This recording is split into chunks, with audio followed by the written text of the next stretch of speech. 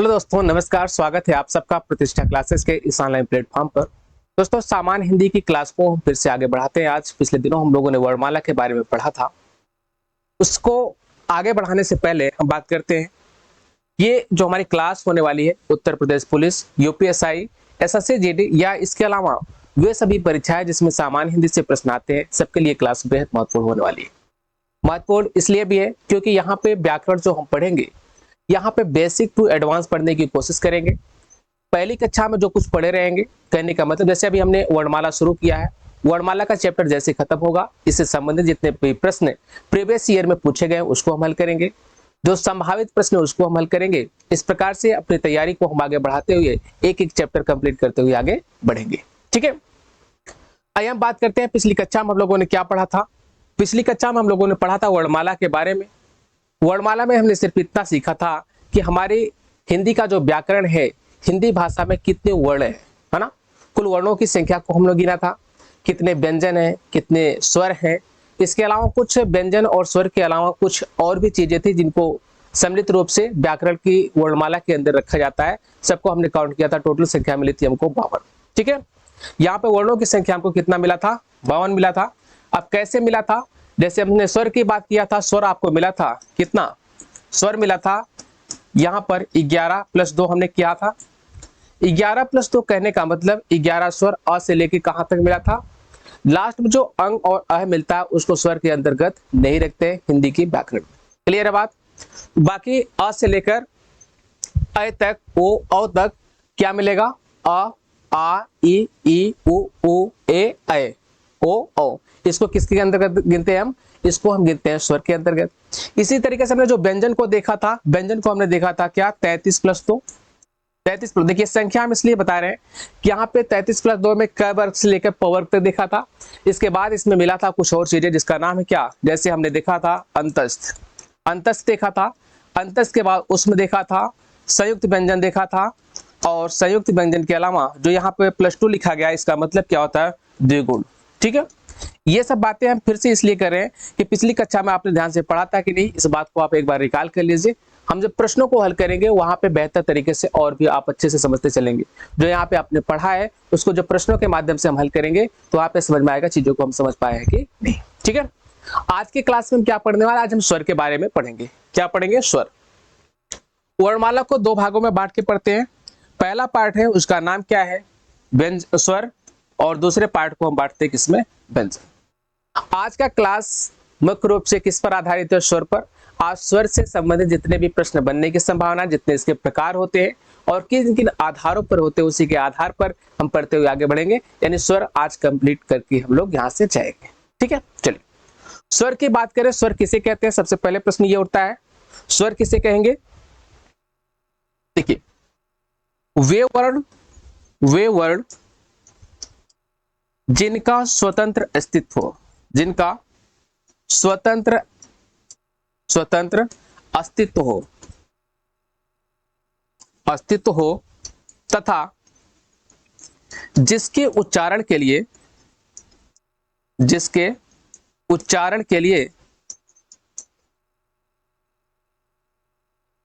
किसी अन्य वर्ण की सहायता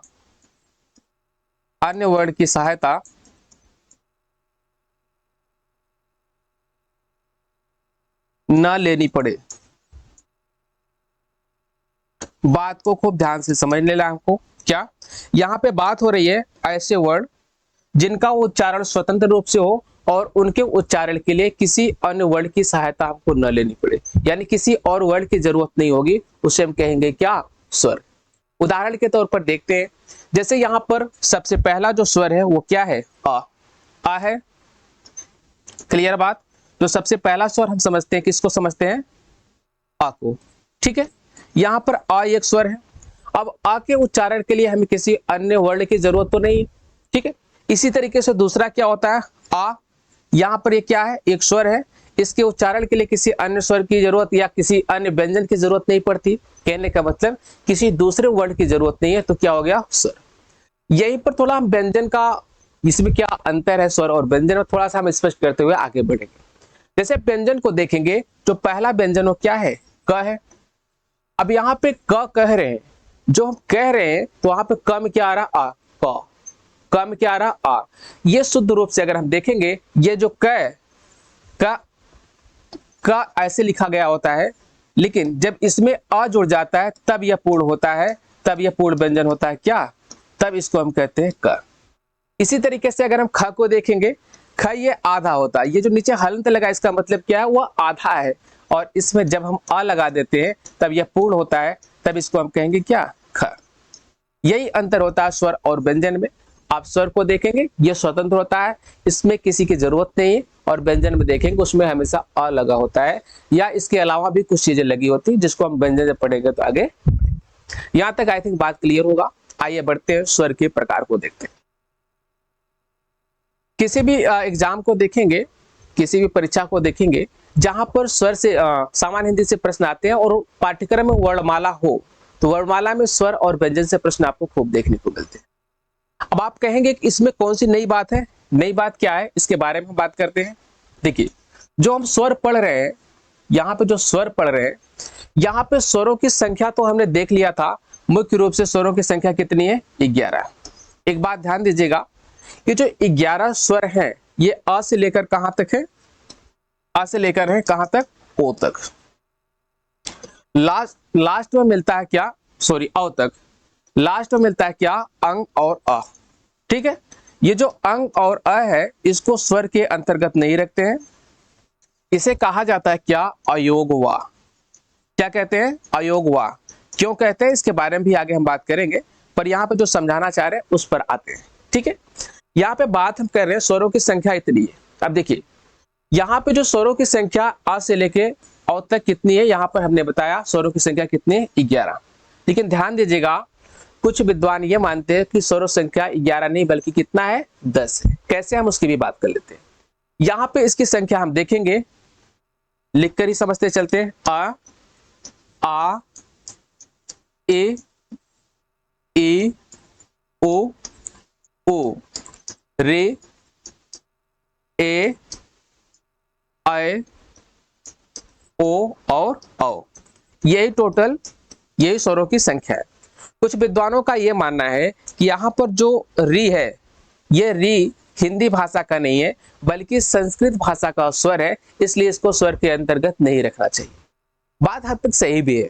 ठीक है, आप जैसे देखेंगे बोलचाल की भाषा में, बोलचाल की भाषा में कहाँ री का प्रयोग बहुत कम होता है। ठीक है, कुछ शब्द, गिने चुने शब्द आपको देखने को मिलेंगे री से संबंधित। लेकिन अब हमें यहाँ पर साहित्य नहीं पढ़ना है, हमें यह समझना है कि कंपटीशन, जिस एग्जाम के लिए हम तैयारी करें उसके आधार पर हमें कितना जानना है। देखिए, स्वरों की संख्या 11 ही लगाना है आपको, अगर 11 विकल्प नहीं है तो 10 सही है। क्लियर बात, स्वरों की संख्या 11 है और 11 विकल्प में नहीं है तो कितना आपको लगा के आना है, 10। ठीक है, क्लियर बात। कैसे है, इसके डिफरेंस को भी आपने समझ लिया है। चले आगे बढ़ते हैं।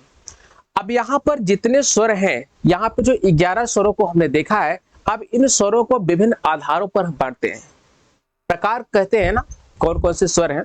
इन स्वरों का एक समूह, एक निश्चित क्रम के समूह को एक ग्रुप में रखेंगे, दूसरे निश्चित क्रम को दूसरे ग्रुप में रखेंगे। किन आधारों पर रखते हैं, ऐसे 5-6 आधार हैं, इन्हीं आधारों पर हम समझते हुए आगे चलेंगे। उदाहरण स्वरूप एक प्रश्न देखते हैं, कभी कभी पूछता है निम्नलिखित में से कौन सा समृद्ध स्वर है। ठीक है, अब यहां पर देखिए, स्वर तो हमने जाना है कि 11 है इनकी संख्या, अ से लेके औ तक। कौन सा समृद्ध स्वर है। ऐसे एक प्रश्न आता है, निम्नलिखित में से कौन सा विवृत स्वर है। क्या कहते हैं, निम्नलिखित में से कौन सा विवृत स्वर है। ऐसे कहेंगे कौन सा अग्र स्वर है, कौन सा पश्च है, कौन सा लघु, कौन सा दीर्घ है। इसी प्रकार से कई आधारों पर इसे बांटा जाता है। एक एक आधार को हम पढ़ते हुए आगे बढ़ेंगे, धैर्य बनाकर आप देखते रहिए। क्लास थोड़ी सी बोरिंग लग जाती है ऐसी क्लासें, उसका कारण यही होता है कि ये बहुत अच्छे से नहीं जुड़ी होती है आपसे ना। इसको आपने बचपन से पढ़ा होगा, पर इसमें डिफरेंस क्या है, इसको देखते हुए आगे बढ़ेंगे कंपटीशन के पॉइंट ऑफ व्यू से। आइए देखते हैं इसके पहले प्रकार को। स्वरों के पहले प्रकार को हम समझते हुए चलेंगे। जो पहला आधार है इसको बांटने का, उस आधार को हम कहते हैं किसके आधार पर, रचना एवं बनावट के आधार पर। ठीक है, रचना एवं बनावट, या ऐसा कह लेते हैं क्या, उच्चारण के समय के आधार पर। इसका जो पहला भाग है इसको हम कैसे बांटेंगे, उच्चारण में उच्चारण में लगने वाले समय के आधार पर, उच्चारण में लगने वाले समय के आधार पर इसको हम जब बांटेंगे तो इसमें 3 प्रकार हमको देखने को मिलेगा। किसकी हम बात कर रहे हैं? यहाँ पे स्वरों के प्रकार की हम बात कर रहे हैं। स्वरों को बांट रहे हैं किसके आधार पर? उच्चारण में कितना समय लगता है। अब ध्यान से समझना है, जो 11 स्वर है ना, सारी कहानी इसी के आसपास मंडराएगी, है ना। पर हमें सावधानी क्या बरतनी है? हमें सावधानी ये बरतनी है कि है तो 11 वर्ण, यहाँ पर है तो 11 ही वर्ण, लेकिन किस वर्ण को किस आधार पे बांटा गया है, किस आधार पे बांटा गया और उस आधार पे कौन कौन से वर्ण आते हैं, इसे हमें समझना होगा। ठीक है, थोड़ी सी कंफ्यूजन लग रही होगी, पर यहाँ पे उदाहरण के साथ हम पढ़ते हुए बढ़ेंगे आगे, समझिए इस बात को। यहाँ पे कहा जा रहा है उच्चारण में लगे समय के आधार पर, उच्चारण में लगे समय के आधार पर हम इसको 3 भागों में बांटते हैं। ठीक है, ये पहला आधार है। उच्चारण में लगे समय के आधार पर जब बांटेंगे तो यहाँ पे आपको मिलेगा 3 प्रकार। पहला जो होता है उसे हम कहते हैं ह्रस्व स्वर। क्या कहेंगे? ह्रस्व, या इसी को कहते हैं क्या? लघु स्वर। ठीक है, जो दूसरा प्रकार होता है उसे हम कहते हैं क्या? दीर्घ स्वर, दीर्घ स्वर। और तीसरा जो प्रकार होता है उसे कहते हैं क्या? प्लुत, उसे कहते हैं क्या? प्लुत स्वर। क्लियर बात? आप इसको नोट करते हुए चलेंगे। यहाँ पे 3 प्रकारों की बात हो रही है। किसके आधार पर? उच्चारण में लगे हुए समय के आधार पर ह्रस्व स्वर होता है, दीर्घ स्वर होता है, प्लुत स्वर होता है। अब ह्रस्व क्या होता है? देखिए, ह्रस्व के सामने लिखा गया लघु। ह्रस्व उसे कहेंगे, ह्रस्व उसे कहेंगे किस क्या? जिसके उच्चारण में ऐसे स्वर, ऐसा कह सकते हैं, ऐसे स्वर, ऐसे स्वर जिनके उच्चारण में, जिनके उच्चारण में अल्प समय लगता है। अल्प का मतलब थोड़ा, अल्प समय लगता हो, अल्प समय लगता हो, उसे क्या कहते हैं? उसे कहते हैं ह्रस्व स्वर या लघु स्वर। अब यहाँ पे बात यहाँ पर नहीं बनती है। हमें देखना क्या है? हमें परीक्षा की दृष्टि से देखना है, प्रश्न कैसे पूछेगा। पूछेगा निम्नलिखित में से कौन सा लघु स्वर है या ह्रस्व स्वर है, तो आपको पहचानना पड़ेगा ह्रस्व स्वर कौन कौन से हैं और दीर्घ कौन कौन से, प्लुत कौन कौन से। तो यहाँ पे तो उदाहरण जो परिभाषा यहाँ पर लिखी जा रही है आपको समझने के लिए लिखी जा रही है, लेकिन आपको यहाँ पे इसको जानते रहना। ठीक है, बात की गई ऐसे स्वर जिनके उच्चारण में अल्प समय लगता है, उसे हम क्या कहते हैं? ह्रस्व स्वर। तो ह्रस्व स्वरों की संख्या की अगर हम बात करें तो आपको इससे जानते रहना, इसकी संख्या है 3। कौन कौन से हैं? जैसे, जैसे उदाहरण क्या है इसका? इसका उदाहरण क्या है? आ, ई और उ। इसका उदाहरण है आ, ई और उ। ध्यान से समझिएगा, किसकी हम बात कर रहे हैं?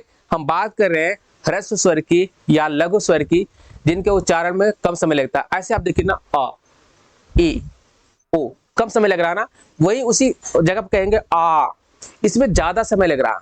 आ, ई, ओ, इसमें ज्यादा समय लग रहा है, इसे हम क्या कर लेंगे? दीर्घ स्वर। ठीक है, आइए यहां पर देखते हैं दीर्घ स्वर किसे कहेंगे। दीर्घ स्वर किसे कहेंगे?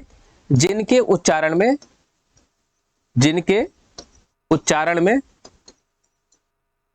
उच्चारण में अधिक समय लगता है।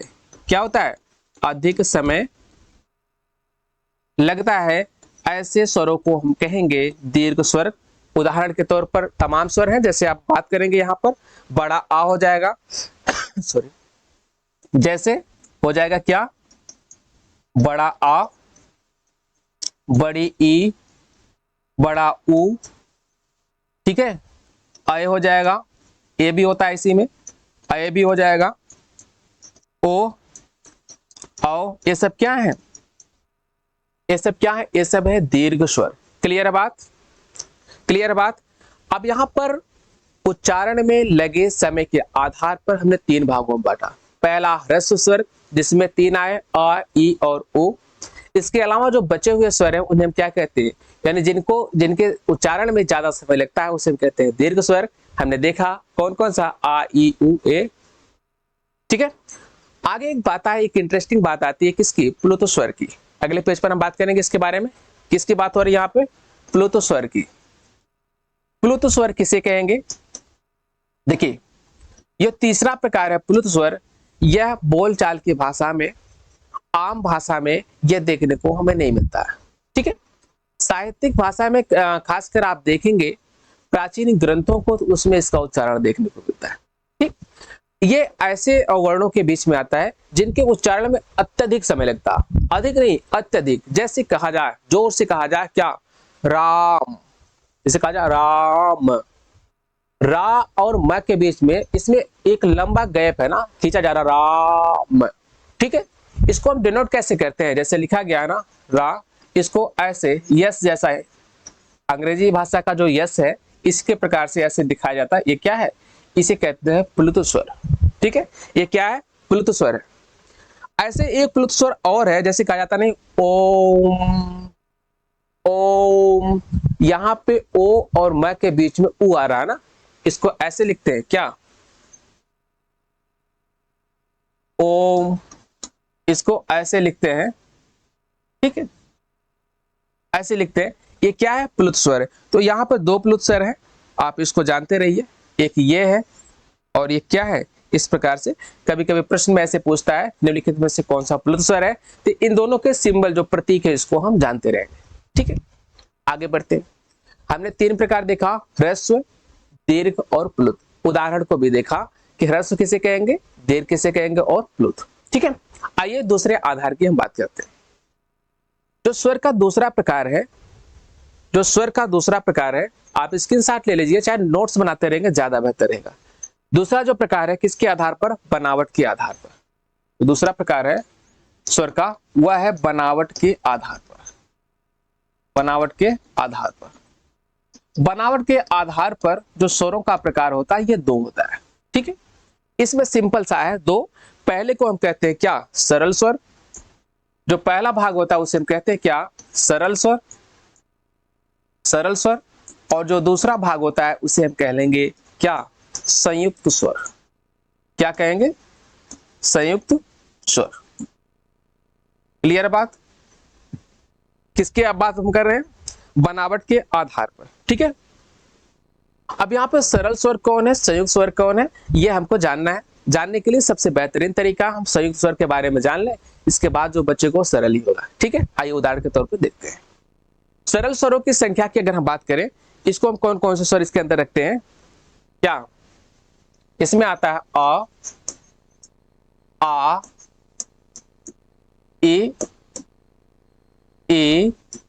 ठीक है, ओ, इसके अलावा ओ, ओ। ठीक, ये क्या है, सरल स्वर। अब संयुक्त क्यों कहते हैं, इसके बारे में थोड़ी सी बात कर लेते हैं। संयुक्त का मतलब यह होता है जब किन्हीं दो स्वरों को मिलाकर एक स्वर बनता है, उसे हम कहते हैं क्या, संयुक्त स्वर। अब आपके मन में आ रहा होगा, अभी थोड़ी देर पहले हमने कहा था कि स्वरों के उच्चारण में किसी और की जरूरत नहीं होती है। ठीक है, बिल्कुल नहीं होती है। यहाँ पर दो स्वरों के उसके ध्वनि को तीव्र करने के लिए जो मिलाकर दो स्वरों का जो प्रयोग होता है उसे हम कहते हैं क्या, संयुक्त स्वर। बात को समझते हैं एक उदाहरण से। पहला जो संयुक्त स्वर है वो क्या है, आपका ए। ध्यान से समझिएगा, पहला जो संयुक्त स्वर है वो क्या है, आपका ए है, ए है।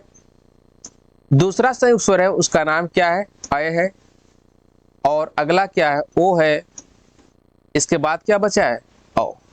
अब आप यहां पर देखेंगे, आप यहां पर देखेंगे जो सरल स्वर लिखे गए हैं इनमें इनकी संख्या नहीं, आ से लेके ऊ तक लिखा गया है। बचा क्या है, ए, ऐ, ओ, औ। ये क्या है, ये संयुक्त स्वर है। संयुक्त स्वर क्यों है, जब आप संधि पढ़ेंगे इस बात की जरूरत वहां पे आपको महसूस होगी, समझ में आएगी, क्योंकि एक दूसरे से सारी चीजें जुड़ी हुई हैं। देखिए कैसे, जो ए का उच्चारण है, ए के उच्चारण को हम देखेंगे क्या समझ आएगा हमको, ए, ए में क्या मिलेगा, ये आपको देखिए अ अथवा आ, ये सब में रहेगा, है ना। इसमें अगर जुड़ेगा क्या, छोटी ई, क्या जुड़ेगा, छोटी ई या बड़ी ई, यहाँ पे क्या देगा, ये उच्चारण देगा किसका, ए का, आई, आ ई मतलब ए।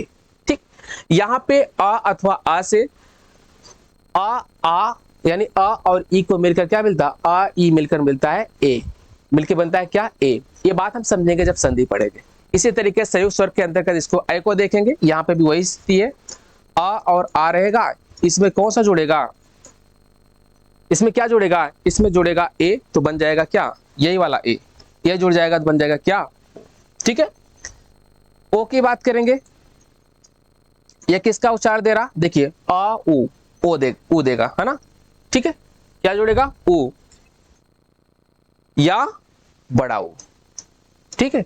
इसी तरीके से आ और आ में जुड़कर क्या, ओ जुड़कर बनता है आपका औ। क्लियर बात। तो यहाँ पर इसकी इस संरचना को आपको बहुत नहीं समझना है, ये आपको समझाने के लिए यहाँ पे बता दिया गया, पर आपको सिर्फ इतना जानते रहना कि सरल स्वर कौन से हैं, आ से लेकर ऊ तक, और संयुक्त स्वर की हम बात करेंगे, 4 आते हैं, ए, ऐ, ओ और औ। क्लियर बात। इसका भी आप इसके साथ ले लीजिए। आगे हम बात करते हैं अगले प्रकार की, मुख विवर के खुलने तथा बंद होने के आधार पर। जो तीसरा आधार है उसके बारे में बात करते हैं। तीसरा बहुत इंटरेस्टिंग, देखिए ऐसे आप रटेंगे तो रटने में संभव है कि आप भूल जाएं, इस बात की संभावना रहती है कि भूल जाएं। कोशिश करेंगे हम इसका उच्चारण साथ साथ करते हुए चलेंगे और अभ्यास कर लेंगे यहीं पर बोलने का, तो आई थिंक गलत नहीं होगा, ऐसा मेरा विश्वास है। ठीक है, चलिए आइए हम बात करते हैं अगले प्रकार की, मुख विवर के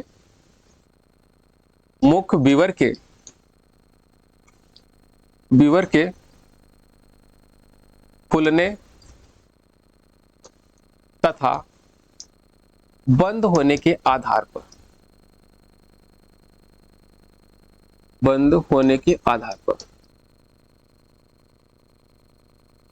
अब इस बात को समझते हैं हम, मुख विवर के खुलने तथा बंद होने के आधार पर जो स्वरों का वर्गीकरण है इसको समझते हैं। यहां पर परीक्षा में इस पार्ट से बहुत ज्यादा प्रश्न आपको पूछा जाता है, ठीक है, और हमें क्योंकि हम रट के गए होते हैं तो ये इस बात की संभावना रहती है कि भूल भी जाए, तो कोशिश हमारी यहां पर रहेगी कि रटेंगे नहीं, हम समझेंगे इसको।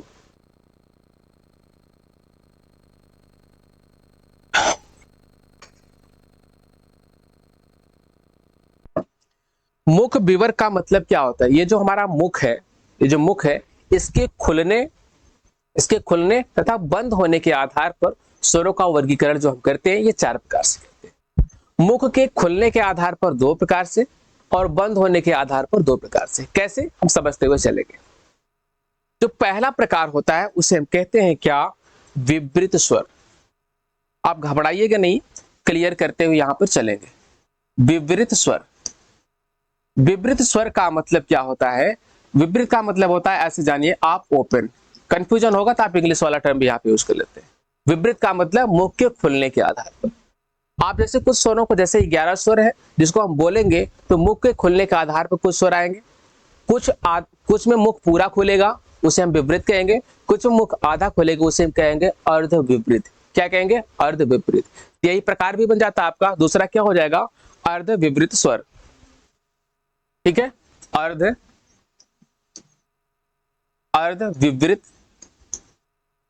विवृत स्वर। ठीक है, अर्ध से विवृत का मतलब मुख जिसमें आधा खुलता आधा ओपन होता है। अब इनके उदाहरणों को हम देखते हैं, सबसे पहले हम बात करेंगे विवृत की बात करेंगे। विवृत किसे कहेंगे, ऐसे स्वर जिनके उच्चारण में मुख द्वार पूरा खुलता है, मुख द्वार क्या होता है, पूरा खुलता है, उसे हम क्या कहेंगे, उसे कहेंगे विवृत स्वर। ठीक है, मुख द्वार जो पूरा खुलेगा उसे विवृत स्वर कहेंगे। अगर उदाहरण की बात करें, उदाहरण इसका एक ही उदाहरण है, एकमात्र उदाहरण है जिसको बोलने में मुख पूरा खुलता है, कौन सा है, आ। बाकी आप देखेंगे आ, ई, उ, ए, ओ, औ पूरा नहीं खुल रहा है, लेकिन आ कह रहे हैं, आ कहने के लिए पूरा मुंह खुल रहा है। आ क्या हो जाएगा, बड़ा वाला आ क्या हो जाएगा, ये हो जाएगा विवृत स्वर। खूब ध्यान से समझिएगा इस बात को। ये क्या हो जाएगा, उदाहरण। इसका उदाहरण क्या है, इसका उदाहरण है क्या, एकमात्र उदाहरण आ। ये क्या है आपका, विवृत स्वर। ठीक है, आगे हम बात करेंगे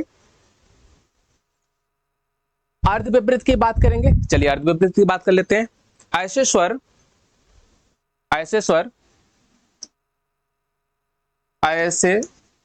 स्वर जिनके उच्चारण में आधा मुख खुलता है आधा मुख खुलता है उसे हम क्या कहेंगे? अर्ध विपरीत स्वर, अर्ध विपरीत स्वर। बात को समझ गए? जिनको बोलने में आधा, आप इसको रट के नहीं जाना है, ऐसे प्रैक्टिस कर लीजिए ना, किन वर्णों को बोलने में, किन स्वरों को बोलने में आधा मुंह खुल रहा है, किनको बोलने में पूरा खुला, आ आपने देखा ये विपरीत हो गया, किनको किनको बोलने में आधा मुंह खुलेगा, इस उदाहरणों को हम देख लेंगे। कौन सा है? जैसे कहेंगे ना आ, कहेंगे आ, कह लेंगे क्या? उदाहरण देखते हैं।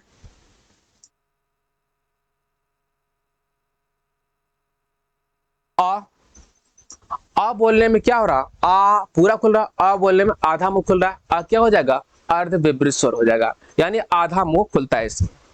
आय की बात करें, आय दूसरा क्या है? आय, आप देखेंगे आय, आय बोल रहे हैं तो किसमें क्या हो रहा? आधा मुंह खुल रहा है। इसी तरीके से हम देखेंगे आओ, आओ ये क्या है? ये है अर्ध विपरीत। कभी कभी आ जो होता है, आप पर अगर बिंदी लग जाता है, चंद्र बिंदी, इसको भी हम अर्ध विपरीत के अंतर्गत रखते हैं, पर यह अपवाद स्वरूप, कुछ विद्वान इसको मानते हैं, कुछ नहीं मानते, तो आप इसको बस जानते रहिए। अर्ध विपरीत में कौन कौन से आते हैं? ये तीनों आते हैं, ए, अय और ओ। क्लियर है बात? अगला जो इसको विभाजन करने का तरीका, भी थोड़ी देर पहले हमने देखा कि क्या मुख के खुलने के आधार पर तो देख लिया, अब हम बात करेंगे मुख के बंद होने के आधार पर। बात को समझा आपने? मुख के खुलने के आधार पर विपरीत और अर्ध विपरीत हो गया, और मुख के बंद होने के आधार पर समृद्ध हो जाएगा और अर्ध समृद्ध। आइए इसी पर हम बात करते हैं। अगला प्रकार क्या है? समृद्ध स्वर। क्या होता है? समृद्ध स्वर। समृद्ध स्वर का मतलब अगर आप बोल रहे हैं तो आप समझिएगा मुख के बंद होने, क्लोज, है ना? मुख के बंद होने के आधार पर जिन स्वरों का उच्चारण होता है उसे हम कहते हैं क्या? समृद्ध स्वर। उसे क्या कहेंगे? समृद्ध स्वर। चलिए इसकी परिभाषा देख लेते हैं। ऐसे स्वर, ऐसे स्वर जिनके उच्चारण में, जिनके उच्चारण में मुख लगभग लगभग बंद रहता है, लगभग बंद रहता है। यहां पे लगभग बंद रहने की बात करें, मुख जब बंद रहेगा तो आप बोलेंगे ही क्या, है ना? यह मुख लगभग, जैसे ई, ई आप कहेंगे बहुत ज्यादा मुंह नहीं खुल रहा ना, ई, ओ बहुत ज्यादा मुंह नहीं खुल रहा है, ऐसे शब्द क्या कहलाते? ऐसे अक्षर क्या कहलाएंगे? ऐसे वर्ड क्या कहलाएंगे? ऐसे वर्ड कहलाएंगे ये समृद्ध स्वर है। यहां से खूब ज्यादा प्रश्न आपको देखने को मिलेगा, क्या? विपरीत, अर्ध विपरीत, समृद्ध, अर्ध समृद्ध। ठीक है, इस बात को हम समझते हुए चल रहे हैं। तो जिसके उच्चारण में लगभग मुंह बंद ही रहता है, यानी मुंह बहुत कम खुलता है, उसे हम क्या कहेंगे? उसे कहते हैं समृद्ध स्वर। अगर उदाहरण देखेंगे, इसमें 4 स्वर आते हैं, इसमें 4 स्वर आते हैं। कौन कौन से? इनके उदाहरण को देखेंगे, इसमें 4 स्वर कौन कौन से आते हैं? इसमें आता है क्या? ई, ई, ओ और ओ। क्लियर है बात? ई, आप रटिए नहीं, ऐसे देख लीजिए ना कौन कौन से, जैसे आप आ से लेके आ तक, ओ तक, आओ तक पढ़ेंगे, क्या मिलेगा? ई, ई, ओ। इसमें मुंह लगभग लगभग बंद है, थोड़ा सा खुला है, ये क्या हो जाएगा? ये होगा समृद्ध, यानी क्लोज्ड। ठीक है। अगला है जो क्या है? अर्ध समृद्ध। अगला जो प्रकार वो क्या है? अर्ध समृद्ध। अब जाहिर सी बात है, अर्ध समृद्ध की बात हो रही है, अर्ध समृद्ध की बात हो रही, तो अर्ध समृद्ध स्वर किसे कहेंगे? जिसके उच्चारण में मुख क्या होगा? आधा खुलेगा, है ना? सॉरी, आधा बंद होगा। कहने का मुंह यहाँ पे लगभग लगभग बंद है, और जिसको बोलने में मुंह लगभग आधा बंद हो उसे क्या कहेंगे? अर्ध समृद्ध कह लेंगे। तो अर्ध समृद्ध में 2 आते हैं। ठीक है, अर्ध समृद्ध में 2 आते हैं। इसका उदाहरण अगर हम देखेंगे, इसमें 2 उदाहरण है, क्या? ए और ओ, ए और ओ। यहां पर 2 उदाहरण आपको देखने को मिलेंगे अर्ध समृद्ध स्वर का। आई थिंक यहां तक बात आप लोग को समझ में आई होगी। किसके आधार पर? मुंह के खुलने और मुंह के बंद होने के आधार पर वर्णों को, स्वरों को हम 4 भाग में बांट के पढ़ते हैं। विपरीत स्वर जिसमें मुंह लगभग पूरा खुला हो, अर्ध विपरीत स्वर जिसमें मुंह कम खुला हो, समृद्ध स्वर जिसमें मुख लगभग लगभग पूरा बंद हो, अर्ध समृद्ध जिसमें मुख आधा बंद हो, उसे हम क्या कहें? अर्ध। अब कौन कौन से वर्ड आते हैं इसका आप अभ्यास करिएगा, बोल बोल के अभ्यास करिएगा, यहाँ पे गलती नहीं होगा। बाकी जब क्वेश्चन कराएंगे फिर से यहाँ पे बार बार इसकी चर्चा होगी। ठीक है, चलिए अगले प्रकार के बारे में हम बात कर लेते हैं। ये तीसरा हो गया था, हम चौथे प्रकार की बात कर ले। चौथा आधार क्या होता है स्वरों को बांटने का, चौथा आधार क्या होता है, इसके बारे में हम बात करते हुए आगे बढ़ते हैं। ठीक है, जीभ के प्रयोग के आधार पर। आप कहेंगे जीभ के प्रयोग के आधार पर ये कौन सी बड़ी बात है, समझते हैं। जीभ के प्रयोग के आधार पर कहने का तात्पर्य क्या होता है, ये हम देखते हैं। ठीक है, कोई भी वर्ण हम बोलते हैं, वो चाहे स्वर हो चाहे व्यंजन हो, इसमें बोलने में हमारे जीभ का रोल होता है ना। जीभ नहीं रहेगा तो आप बोल पाएंगे, नहीं बोल पाएंगे। अब यहाँ पे जो स्वरों का वर्गीकरण होगा किस आधार पर हो रहा है, यह हमारी जीवा को हम 3 हिस्सों में बांट लेते हैं, अग्र जीवा, मध्य जीवा और पश्चिमा। जैसे हमारी जीभ हो गई, ये जीभ हो गया, जीभ का ये आगे वाला भाग और ये बीच वाला भाग और ये पीछे वाला भाग। ठीक है, यहाँ पे 3 भागों में हम बांट कर अगर देखेंगे तो जो स्वर है, हमारे स्वरों की संख्या की हम बात नहीं करें, यहाँ पे जितने स्वर हैं इन स्वरों में देखेंगे, कुछ को बोलने के लिए जीभ का अगला हिस्सा काम कर रहा है, कुछ को बोलने के लिए जीभ का बीच वाला भाग काम कर रहा है और कुछ को बोलने के लिए जीभ का अंतिम वाला यानी पश्च भाग यानी पीछे वाला भाग काम कर रहा है। इस आधार पर स्वरों को हम 3 भाग में बांटते हैं। कौन कौन से स्वर हो जाएंगे, अब बात आप समझ ही गए होंगे। जो आगे वाला हिस्सा जिसमें प्रयोग हो रहा है उसे हम कहेंगे क्या, अग्रस्वर। इसे हम क्या कहेंगे, इसे कहेंगे अग्रस्वर। क्लियर है बात, इसे क्या कहेंगे, अग्रस्वर। अब अग्रस्वर में कौन कौन से आते हैं उदाहरण भी हम साथ में देखते हुए चलेंगे। लिख दें अग्रस्वर क्या होता है, चलिए। ऐसे स्वर जिनके उच्चारण में जीभ का अगला हिस्सा का अधिक योगदान होता है, अधिक योगदान होता है।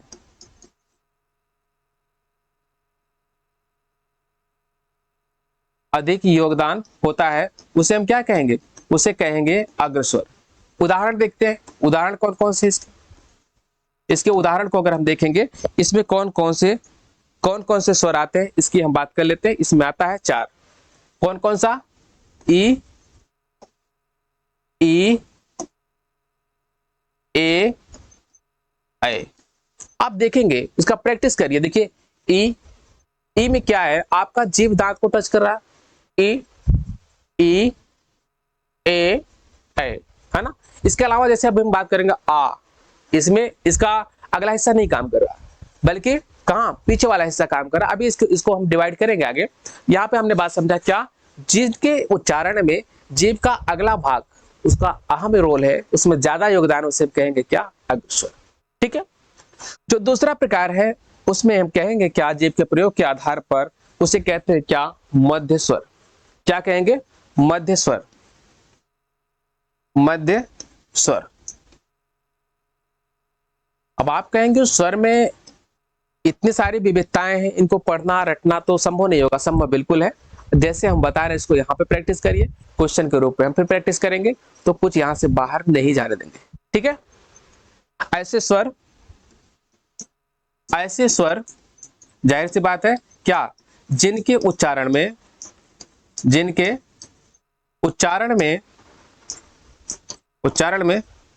जीभ का मध्य भाग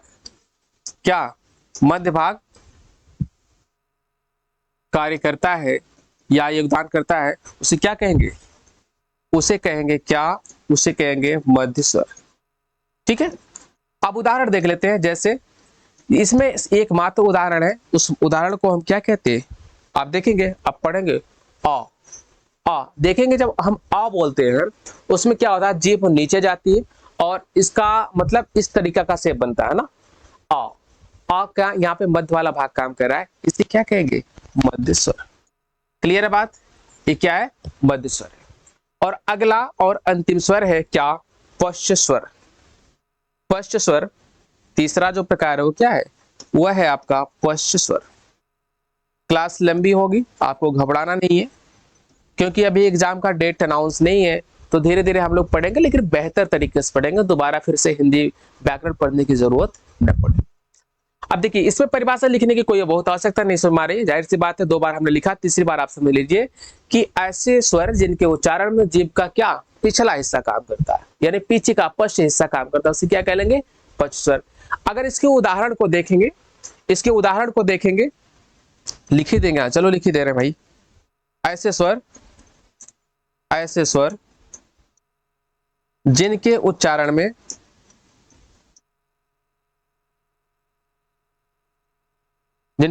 में जीभ के पिछले हिस्से का प्रयोग होता है, उसे हम क्या कहेंगे? उसे हम कहेंगे पश्च स्वर। आप घबराएंगे नहीं, उदाहरण देखते हैं। जैसे उदाहरण कौन कौन से हैं इसके, आप बताइए, पश्च स्वर के उदाहरण कौन कौन से होते हैं?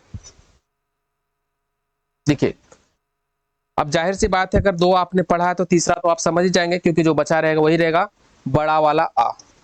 ठीक है, बड़ा वाला आ। आ में देख रहे हैं जेब का पिछला हिस्सा। ऊ में जेब का, देखिए ऊ में क्या हो रहा है? जेब नीचे बैठ जा रही, पिछले हिस्से से आवाज आ रही, क्या? ओ, ऊ आ रही ना, ऊ हो गया। ऐसे कहेंगे क्या? ओ भी तो पिछले हिस्से से आवाज आ रही, क्या हो जाएगा? ऊ। इसके अलावा क्या हो जा रहा? ओ हो रहा ना, ओ हो जाएगा। फिर क्या बच रहा है? आओ। आप देखेंगे पिछले हिस्से से प्रयोग हो रहा है, ये क्या हो जाएगा? पश्च स्वर। क्लियर है बात? हमने देखा कि जीभ के प्रयोग के आधार पर 3 प्रकार के स्वर होंगे, अग्र स्वर, मध्य स्वर और पश्च स्वर। उदाहरण को हमने देखा, उच्चारण करके हमने देखा कैसे कैसे हुआ। ठीक है, आई थिंक यहां तक बात आप लोग को समझ में आई होगी। बात करते हैं अगले प्रकार का, जहां से भी प्रश्न आपको देखने को खूब मिलता है। ठीक है, चलिए 5वें प्रकार की हम बात कर लेते हैं। जीभ के आधार पर हो गया, अब थोड़ा ओंठ पर आते हैं, है ना। 5वां प्रकार क्या है? घबराइए नहीं, इसके बाद एक और है, बस लास्ट है। ओंठों की स्थिति के आधार पर, इंटरेस्टिंग है, बस थोड़ा सा आपको समझना पड़ेगा। ओंठों की स्थिति के आधार पर, ओंठों की स्थिति के आधार पर, जो ओंठों की स्थिति है, इसके आधार पर अगर हम देखेंगे स्वरों को कितने प्रकार से बांटते हैं, इस पर 2 प्रकार से बांटते हैं। ठीक है, ओंठों की स्थिति के आधार पर स्वर को हम 2 प्रकार से बांटते हैं। कैसे?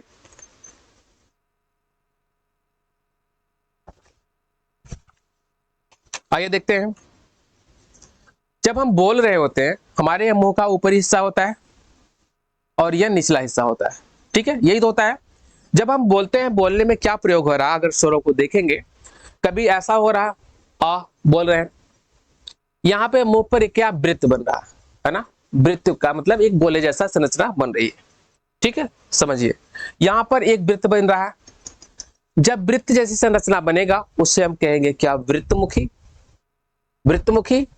और जब वृत्त जैसी संरचना नहीं बनेगा, उसे कहेंगे अवृत्तमुखी। ये किसके संदर्भ में हो रहा है? ये स्वर के संदर्भ में हो रहा है। अगर हम स्वरों के प्रकार को ओठों की स्थिति के आधार पर देखें तो 2 प्रकार होता है। कौन सा? पहला प्रकार होता है क्या? वृत्तमुखी। क्या होता है? वृत्तमुखी। पहला प्रकार होता है क्या? वृत्तमुखी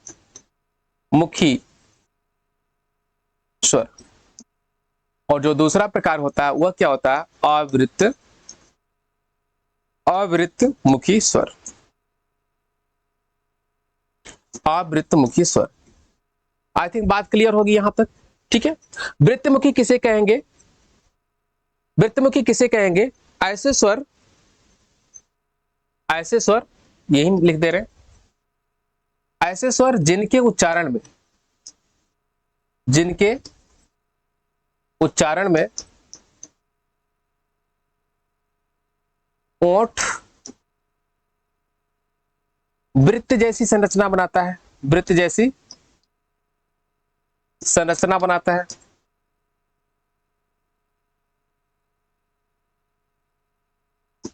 वृक्ष जैसी, देखिए परिभाषा आपको नहीं रटना, वृत्तमुखी वृत्त जैसी संरचना, आवृत्तिमुखी जिसमें वृत्त ना हो, है ना, ये रटना। चलिए वृत्तमुखी के उदाहरण को देखेंगे, इसमें कौन कौन से आते हैं इसकी हम बात कर लेते हैं। किसकी, वृत्तमुखी में कौन कौन से आते हैं, हमको उदाहरण ही याद रखना है और यही पूछा जाएगा आपसे। इसमें कौन कौन से आते हैं, कौन कौन से आते हैं रटना नहीं। देखिए वृत्तमुखी जो वृत्त जैसा संरचना बनाएगा ओठ पर, क्या जैसे कहेंगे ऊ, ऊ कह रहे हैं तो यहाँ पे क्या हो रहा, बन रहा है ना ऊ, ऊ, ओ, औ कह रहे हैं ना, ये क्या हो जाएंगे वृत्तमुखी। तो रटना नहीं है, क्या हो जाएगा ऊ, ऊ के बाद ऊ, फिर ओ, फिर औ, बस। आय कहेंगे, आय कह रहे हैं तो क्या हो रहा है, आय वृत्त नहीं बना ना, ऊ, ऊ, ओ, औ, वृत्तमुखी हो गया। अब बचता क्या, अवृत्तमुखी जिसमें वृत्त जैसी संरचना न बने। कहने का मतलब ऐसा कह लेते हैं, जिन स्वरों के उच्चारण में, जिन स्वरों के उच्चारण में, उच्चारण में ओंठ, ओंठ क्या वृत्तमुखी, या कह सकते हैं वृत्तमुखी का मतलब क्या कह सकते हैं, गोलाकार, वृत्तमुखी या गोलाकार। आप कंफर्म होगा ज्यादा, गोलाकार नहीं होते हैं, नहीं होते हैं, उसे हम कहेंगे क्या, अवृत्तमुखी स्वर। उदाहरण देखते हैं इसका, इसका उदाहरण देखते हैं, जैसे या कह सकते हैं क्या उदाहरण, कौन कौन से उदाहरण होंगे। अभी जो बचे हुए हैं सब क्या है, अवृत्तमुखी हो जाएंगे। जैसे क्या क्या बचा है, अरे भाई अ बचा है, आ बचा है, ई, ई, आ ई, इसके बाद क्या बचेगा, ए और ए, ठीक है, ए और ए। क्लियर बात, तो आप इतना समझिएगा, आ ई और ए, ये क्या है अवृत्तमुखी, ओ ओ ये क्या है वृत्तमुखी। आई थिंक क्लियर है, स्क्रीनशॉट ले लीजिए, आगे बढ़ते हैं। ठीक है, अंतिम की बात करते हैं जहां से प्रश्न पूछा जाता है और हमें कंफ्यूजन कुछ ज्यादा बना रहता है। जो छठवां आधार है, छठा आधार है क्या स्वरों को बांटने का, वह किसके आधार पर है, अनुनासिकता के आधार पर। अनुनासिकता, अनुनासिकता, या कह सकते हैं कि जब हम बोलते हैं, बोलने के वक्त हमारे मुंह और नाक से हवा जिस प्रकार से निकलती है, वायु जिस प्रकार से निकलती है, उसके आधार पर हम स्वरों को दो भागों में बांटते हैं, अनुनासिक और निरनुनासिक। कैसे होता है बात करते हैं। अनुनासिकता या मुंह से हवा निकलने के आधार पर, निकलने के आधार पर, निकलने के आधार पर जो स्वर होते हैं उन्हें हम दो भागों में बांटते हैं। कौन कौन से दो भाग हैं उनकी हम बात करते हैं। जो पहला भाग है उसे हम कहते हैं क्या, निरनुनासिक। पहला जो भाग है क्या, निरनुनासिक। और जो दूसरा भाग है उसे हम क्या कहेंगे, दूसरा भाग को कहेंगे अनुनासिक। क्या कहेंगे, अनुनासिक,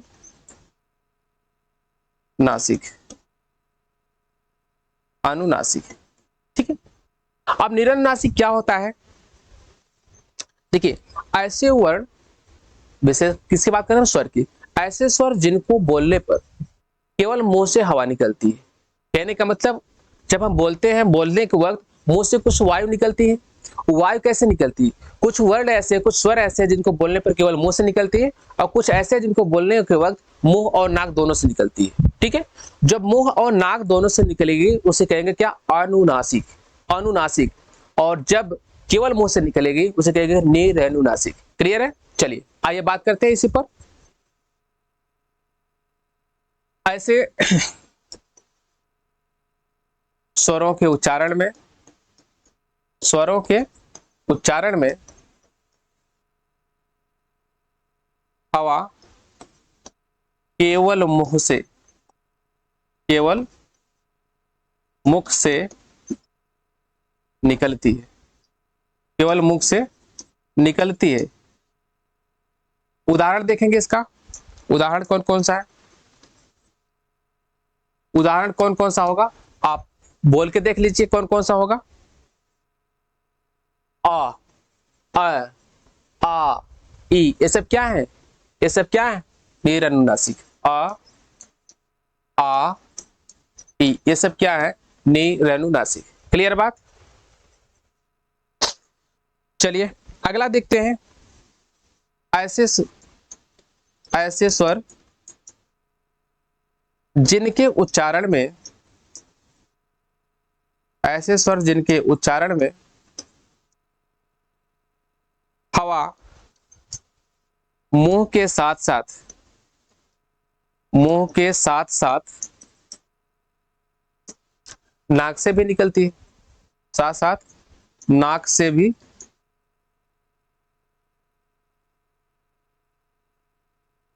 नाक से भी निकलती है, उसे क्या कहेंगे, निरन अनुनासिक कहेंगे। उदाहरण देखते हैं इसका। उदाहरण, एक बात समझिएगा, यहाँ पे बात हो रही है किसकी, अनुनासिक।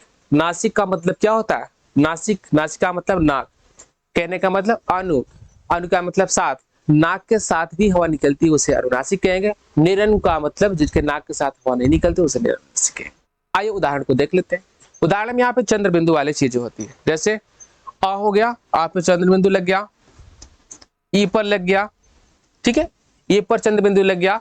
इसके अलावा जितने भी या कह सकते हैं इसी में जो चंद्र बिंदु लगा होता है, चंद्र बिंदु जो लगा होता है वो क्या होता है, अनुनासिक होता है।